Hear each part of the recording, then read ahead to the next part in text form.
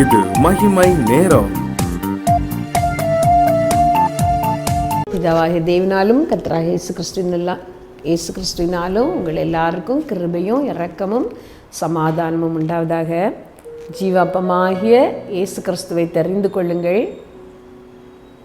அவர் உங்களை ஆசீர்வதிப்பார், அவர் உங்களுக்கு நித்திய ஜீவனை தருவார் என்று சொல்லி நாம் தியானித்தோம். இந்த நாளின் தலைப்பு, எப்படி அந்த ஜீவ அப்பத்தை நாம் உட்கொள்ளுவது, எப்படி நாம் அதை சுவைப்பது, ருசிப்பது என்று சொல்லி நாம் தியானிக்க போகிறோம்.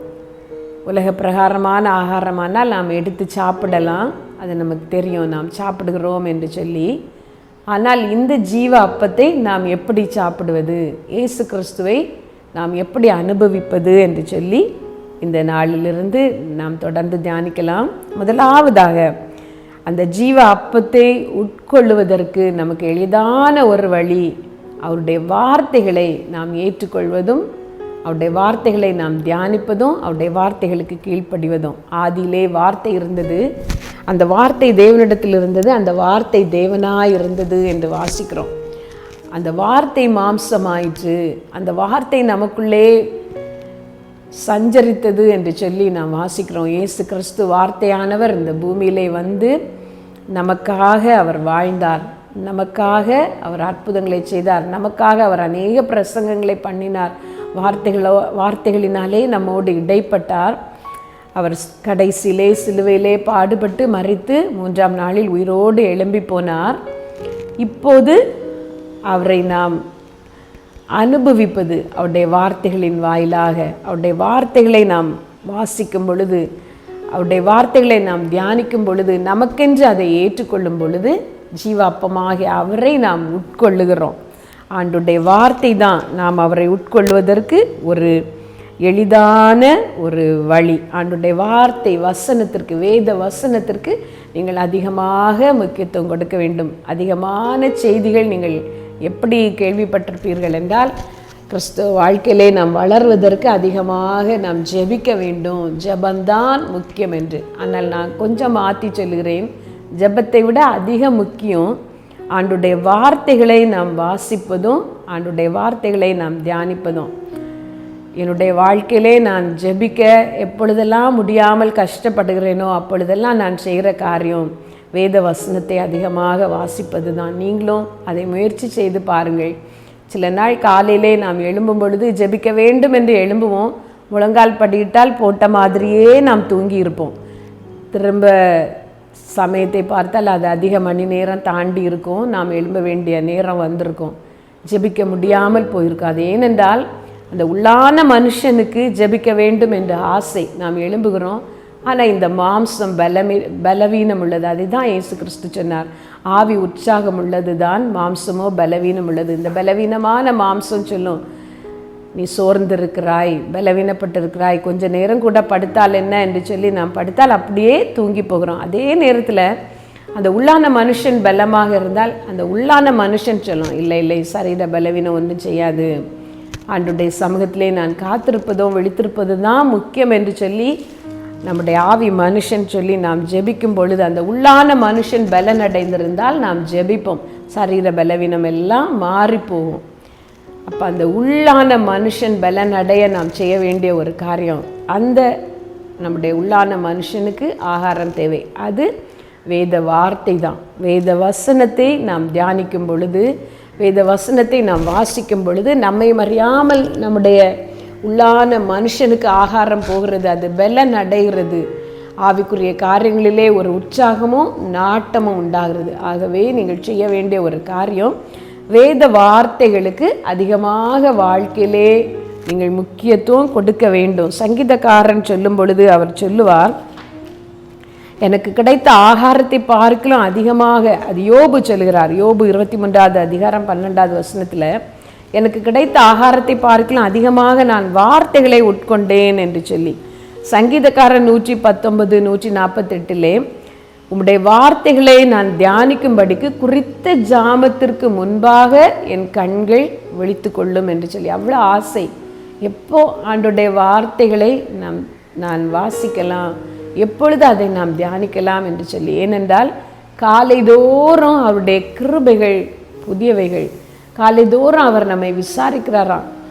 ஆகவே இந்த சங்கீதக்காரனுக்கு ஒரு ஆசை, ஆண்டவரே நேரமே எழும்பி தேட வேண்டும், அவர் தருகிற வார்த்தைகளை நான் தியானிக்க வேண்டும் என்று சொல்லி ஆவலாக அவர் காத்திருந்து அதை தேடுகிறாராம்.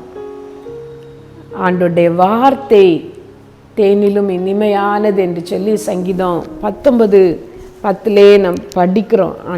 உம்முடைய வாக்கு என்னை உயிர்ப்பித்தது, உம்முடைய வசனம் என் சிறுமையிலே எனக்கு ஆறுதலாக இருந்தது, அதுவே என் சிறுமையில் எனக்கு ஆறுதல் என்று சொல்லி சங்கீதத்திலே நாம் படிக்கிறோம். வேத வசனங்கள் அவ்வளவு முக்கியமானவைகள். ஆண்டோடைய வார்த்தைகளுக்கு நீங்கள் செவி கொடுங்கள், முக்கியத்துவம் கொடுங்கள். ஆண்டோடைய வழிகளிலே நடக்க அது உங்களுக்கு ஒரு உற்சாகம் தரும், மன உற்சாகத்தை தரும். வேதத்தை வாசிக்காமலே இருந்து விட்டு நான் ஆண்டவரோடு உள்ள வாழ்க்கையிலே வளர்ந்து கொண்டு இருக்கிறேன் என்று சொன்னால் நீங்கள் உங்களை ஏமாற்றுகிறீர்கள். அதிகமான நேரம் ஜெபிக்க முடியாமல் போகிறது. ஆண்டோடைய வார்த்தை ஜீவனும் வல்லமை உள்ளது. ஆவியாயும் ஜீவனாயும் நமக்குள்ளே அது இறங்குகிறது, ஜீவனாய் நமக்குள்ளே இறங்குகிறது. எனக்கு தெரிந்த ஒருவர், அவர்களுடைய வாழ்க்கையிலே அதிக பிரச்சனைகள், வாழ்க்கையை முடித்து கொள்ள விரும்பினார்கள். அவர்கள் இயேசுவை அறிந்தவர்கள் கிடையாது. அவர்களுடைய கோவிலிலே போய் அவர்கள் தெய்வத்தை கும்பிட்டு விட்டு உயிரை மாய்த்து கொள்ளலாம் என்று சொல்லி அவர்கள் வீட்டிலிருந்து வெகு தூரம் வந்து விட்டார்கள். வெகு தூரம் வந்து அவர்கள் போக வேண்டிய இடத்திற்கு அவர்கள் திரும்பும் பொழுது அந்த பக்கத்திலே ஒரு சுவர் இருந்தது. அந்த சுவரிலே ஒரு வசனம் எழுதப்பட்டிருந்தது. முதலாவது அவர்கள் அந்த வசனத்தை கவனிக்கவில்லை. அந்த சுவரை பார்த்ததும் அதிலிருந்து ஒரு வெளிச்சம் அவர்கள் மேல் அடித்தது. அந்த வெளிச்சம் வந்ததும், என்ன இது, சாக வேண்டும் என்று நாம் போகிறோம், ஒரு வெளிச்சம் நம்மேல் வீசுகிறதே என்று சொல்லி அந்த சுவரை திரும்பி பார்த்த பொழுது அதிலே ஒரு வசனம் எழுதப்பட்டிருந்தது. மனுஷன் உலகம் முழுவதையும் ஆதாயப்படுத்தி கொண்டாலும் தன்னுடைய ஜீவனை நஷ்டப்படுத்தினால் அவனுக்கு லாபம் என்ன என்று சொல்லி. அந்த வசனத்தை பார்த்ததும் ஏதோ ஒரு பலன் அவர்களுக்குள்ளால் இறங்கினது, ஏதோ ஒரு ஜீவன் அவர்களுக்குள்ளால் உண்டாயினது. ஒரு நிமிடம் யோசித்து பார்த்தார்கள், நாம் எல்லா சம்பத்தும் எல்லாம் இருந்தோம், இந்த ஜீவன் அழிந்து போனால் நான் இப்பொழுது எங்கே போவேன் என்று சொல்லி, சரி ஏதோ கிறிஸ்துவனுடைய தெய்வம் நம்மோடு பேசுகிறார், இன்று நாம் வாழ்க்கையை மாய்த்து கொள்ள வேண்டாம் என்று சொல்லி அவர்களுக்கு வேதத்தை பற்றியும் வசனத்தை பற்றியும் ஒன்றும் தெரியாது. ஏதோ ஒரு சமாதானம் மனதிலே வந்தது போல் இருந்தது. வீட்டிற்கு போனார்கள், இயேசு கிறிஸ்துவை தேடத் தொடங்கினார்கள். கர்த்தர் அவர்களை ஆசீர்வதித்தார். அவர்கள் பிள்ளைகள் ஆண்டவரை தேடும்படி செய்தார். இதுதான் ஆண்டவருடைய வார்த்தையின் வல்லமையும் ஜீவனும். நீங்களும் கூட ஆண்டவருடைய வார்த்தைகளை நீங்கள் ஏற்றுக்கொள்ளும் பொழுது இயேசு கிறிஸ்து உங்களுக்குள்ளே பெருகுகிறார். அவருடைய வார்த்தை உங்களிலே ஜீவனாய் வல்லமையாய் இறங்குகிறது. இந்த ஆவிக்குரிய ஓட்டத்தை சரியாக ஓடச் செய்கிறது. ஜீவ அப்பம் நானே என்று சொன்ன இயேசு கிறிஸ்துவை நீங்கள் உட்கொள்வதற்கு மிக சுலபமான ஒரு வழி இயேசு கிறிஸ்துவின் வார்த்தைகளை ஏற்றுக்கொள்வது, அதை வாசிப்பது. வெறுமனே அதை வாசித்து விட்டு விடாமல் கர்த்தருடைய வேதத்தில் தியானமாக இருக்கிற மனுஷன் பாக்கியவான் என்று வேத வசனம் சொல்கிறது. அதை நீங்கள் தியானிக்க வேண்டும். படுத்திருக்கும் பொழுதும் எழுந்திருக்கும் பொழுதும் நீ உன் பிள்ளைகளோடு அதை குறித்து பேசு. கைகளிலே அதை நீ ஞாபகக்குறியாக வைத்துக்கொள். வீட்டு நிலைகளிலெல்லாம் அதை எழுது என்று ஆண்டவருடைய வார்த்தை சொல்லுகிறது. நாம் அப்படி வசனத்திற்கு நம்முடைய வாழ்க்கையிலே முக்கியத்துவம் கொடுக்கும் பொழுது இயேசு கிறிஸ்துவையே நாம் ஏற்றுக்கொள்கிறோம். அவருடைய வார்த்தை வல்லமை உள்ளது. அவருடைய வழிகளிலே நம்மை நடக்க நமக்கு உதவி செய்யும் அந்த வார்த்தைகள். கண்களை மூடி ஜெபித்து விட்டு இந்த நாளின் செய்தியை நாம் முடிக்கலாமா? ஜெபம். எங்கள் நல்ல தகப்பனே, இந்த நல்ல நாளுக்காக உம்மை நாங்கள் ஸ்தோத்திரிக்கிறோம்ப்பா. இந்த வார்த்தைகளுக்காக உம்மை நாங்கள் ஸ்தோத்திரிக்கிறோம். ஆண்டவரை துதிப்பது இன்பமானது, ஆண்டவருடைய ஆலயத்திற்கு போவது பாக்கியமானது, உம்முடைய வார்த்தைகளை கேட்பது ஆசீர்வாதமானது. ஆனால் அது எல்லாவற்றையும் விட உம்முடைய வேத வசனங்களை நாங்கள் வாசிக்கும் பொழுது, தியானிக்கும் பொழுது, அதை ஏற்றுக்கொள்ளும் பொழுது, கர்த்தாவே, எங்கள் உள்ளான மனுஷன் வளர்கிறான். ஜீவாப்பமாகிய உம்மை நாங்கள் ஏற்றுக்கொள்ளுகிறோம். அதிகமாக உம்முடைய வார்த்தைகளை தியானிக்க, நேசிக்க, அதை ஏற்றுக்கொள்ள எங்களுக்கு உதவி செய்யும் கர்த்தாவே. உம்முடைய வார்த்தைகளுக்கு முக்கியத்துவம் கொடுக்க எங்களுக்கு உதவி செய்யும். எங்கள் எல்லாரையும் ஆசீர்வதியும்.